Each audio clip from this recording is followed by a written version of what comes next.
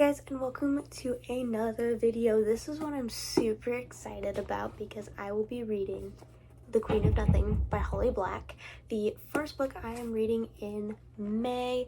This is the third book in the Cruel Prince trilogy by, again, Holly Black. And I'm so excited. I'm pretty positive it's 300 and don't read any spoilers, 308 pages. Yes, 308 pages, and it is I want to say YA fantasy, but I'm pretty sure it's a YA fantasy with a subplot of romance that I ate up in The Wicked King, which was the second book in this trilogy, where the romance kind of really kickstarted, and the cliffhanger at the end of The Wicked King made me want to read this one so much more, and I haven't yet because I was reading other books. Sue me for not reading a series back to back to back. I cannot be flipping this open. I'm gonna read a spoiler and I don't want to yet. I will get to it. So yeah, this video is gonna be following me reading this for the first time, and I'll be giving you guys updates on how far in I am and my reactions and thoughts and opinions like I do in every video. Yeah, so let's dive right into this book.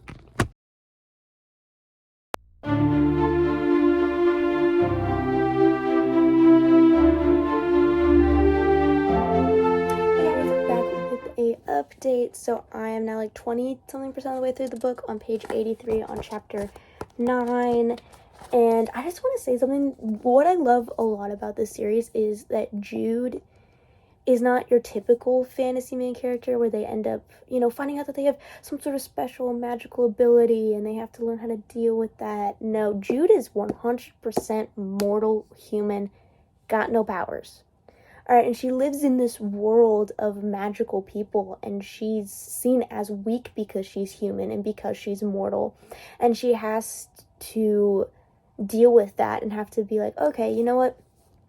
I'm not anything, I can't magically spell someone to do something for me, or pretend or cloak myself and, I don't know, do some sort of magical thing. She has to survive on her strength and wits alone. She has no way of faking it. I mean, the only prop she has is that she can lie, because none of the Feyre can lie. You find that out in Cruel Prince, the first book in this trilogy.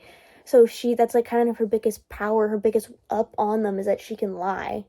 And that's something that I find is oh, cool, liar, which I found was really funny when I was reading it. I was like, how that's her big power is that she can lie and she doesn't have to tell the truth all the time as the Feyre do. But it is something to me that I think it's a really cool role model. Not the lying. The lying's not good. I don't lie.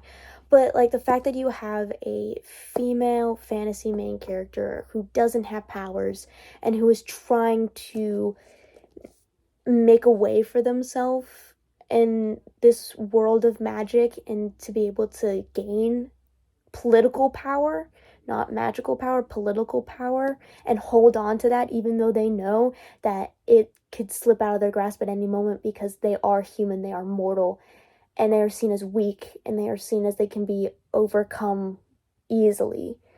And just Jude's, her most well-known quote that I cannot remember for the life of me right now. It's something along the lines of, if I cannot be like them, I will become something they fear. Something along those lines. I can't remember what it is now, but it is something along those lines of where I cannot, it's something along those lines. If I cannot be like them, I will become something that they fear. Which I think she succeeded at a certain point in the previous two books. I think she succeeded in at least getting some type of respect from these magical people. And it's so interesting to see her growth from the first book into this one. She's grown so much from the Cruel Prince and kind of the girl that she was in that to the young woman that she is in this, even though I don't even think it's been a full year from the Cruel Prince to this one. But it's so good, and I love the writing, and I feel like I'm going to read anything by Holly Black after this point. She is so incredible. such a lyrical writer, and I really enjoy it, and I'm gushing over this series and Jude and just her character and the way that she is portrayed and the way she's written. I really do love it, and I'm starting to enjoy the female main characters that don't have powers more, like I did with Peyton in Palace. So yeah, just kind of not comparing the two of them, but I do think they're just both female main characters that don't have magical powers. So yeah, I will keep updating you guys when I get farther in, and I'll see you in the next clip. Hey, so not a small update. I am now 80% of the way through this book on page 249 on chapter 25. I could not put this book down for the life of me. I was like, oh, I probably take a break. No, today I read for 2.5 hours. I could not put this book down. It is so good, and I'm really enjoying it. I cannot wait to know how this ends, clearly, because I only have less than 100 pages left to read. So yeah, this is gonna be a super short video, I realized, because I could not put this down, and I loved it so much. I'm loving it so much. It's so good. I do want to say, and I think I mentioned this with my Wicked King book vlog that I did, is that I would consider The Cruel Prince, the age rating for that, 14 and up. But for Wicked King in this one, I would say 16 and up, just because there's some scenes in that one and this one that I wouldn't recommend a 14-year-old reading. And they get kind of dark. They get kind of on the darker side, on the bloodier side of things. So I wouldn't 100% recommend someone that young reading The Wicked King and The Queen of Nothing. So just a heads up for when you're going into it, there are some scenes in this one and in The Wicked King that I would recommend for an older audience. But it's so good. I love Jude and Cardan so much. And I don't know where we're going from here. I finally understand the cover too. I finally understand this cover now that I've actually read 80% of the book. I understand the cover. It's always so good when you read a book and you finally understand why the cover looks like it does. It's full of Easter eggs on this cover. In my mind, it's full of Easter eggs because, again, I read it. I didn't finish it, but yeah, so just a quick update there and a quick age rating for you guys, because I do that a lot. I want people to know kind of the age rating I would give. So yeah, I will see you guys when I finish this book. See you guys in a minute, probably.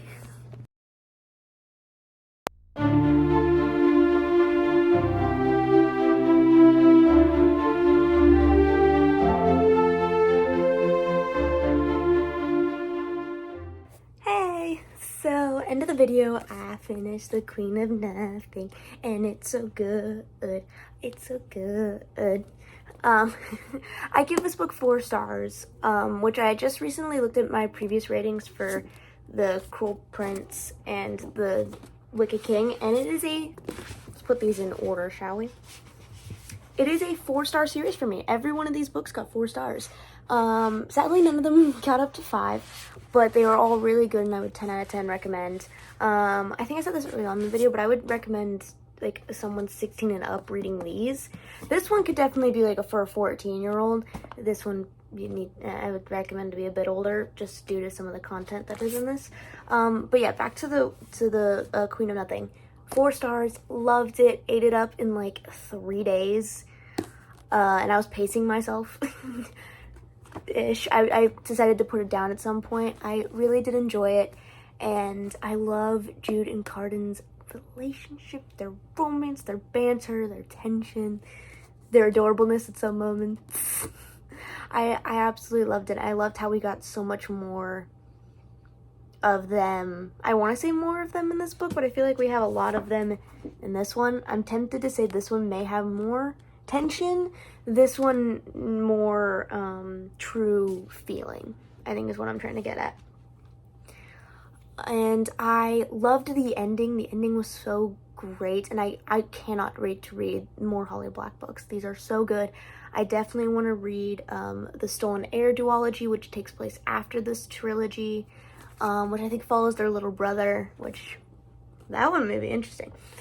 And I would, yeah, definitely recommend this to anyone who, you know, wants to enjoy some fantasy. Again, if you want to take heed to the age rating I've given it, 16 and up, 16 and up, 14 and up.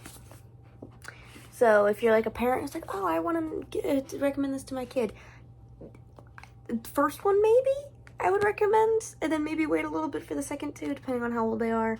And if you don't care about an age rating and you just want to read it, more power to you. But yeah, I would 100%. This is such a good series, such a good trilogy, and I finished it too. I've had this on my shelves for a long time. It feels like a long time. It's probably only been a couple months, but I'm so excited that I finished it, and I cannot wait to get more by her. I don't really feel like I have a whole lot to say other than I enjoyed it. I couldn't put it down. And you're probably like, oh, then why isn't like a 5-star? Well, I was like, it didn't give me the same feeling as previous 5 stars have. Like Powerless, I keep going back to that one because that's like my favorite book of this year. That one I still continuously think about. Not a bad thing, it's a great thing, but I don't know if I'm gonna be thinking about this as often. I definitely did enjoy it, and I do think I'll be rooting for Jude and Carden for I'll be forever a shipper of those two. But I don't really think that this book's gonna stick in my head for a long time. But it's still really good, and I enjoyed my time reading it, and I enjoyed my time reading all 3 of these. I think that's why they all got 4 stars. It just didn't give me that 5-star like feeling of this changed my world, because Powerless definitely gave me that, and I cannot wait to read Powerful later on this month. So yeah, oh, I just realized I can rate it now in my journal. It's a 4-star series, so. And that's not a bad thing. I think a lot of people with ratings are like, if it's a 4-star series, is it worth it? Yes. Just because none of them got a 5-star does not mean that I didn't love or enjoy them.